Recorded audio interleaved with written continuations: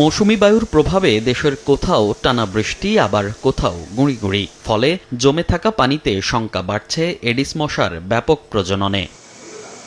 আবহাওয়ার পূর্বাভাস বলছে বৃষ্টি ঝরতে পারে মৌসুম জুড়েই, তবে আগস্ট সেপ্টেম্বরে স্বাভাবিকের তুলনায় কম বৃষ্টি হতে পারে। দীর্ঘমেয়াদী পূর্বাভাসে আমরা বলেছি যে জুলাই মাসে বৃষ্টিপাত স্বাভাবিক হবে। টোটাল জুন, জুলাই, আগস্ট এবং সেপ্টেম্বর এই বর্ষাকালের বৃষ্টি স্বাভাবিক অপেক্ষা একটু কম হওয়ার সম্ভাবনা আছে। এমন বৃষ্টিপাত এডিস মশার প্রজননের জন্য অত্যন্ত ইতিবাচক পরিবেশ তৈরি করে বলে জানান বিশেষজ্ঞরা। এর প্রভাব দেখা যাচ্ছে হাসপাতালগুলোতেও।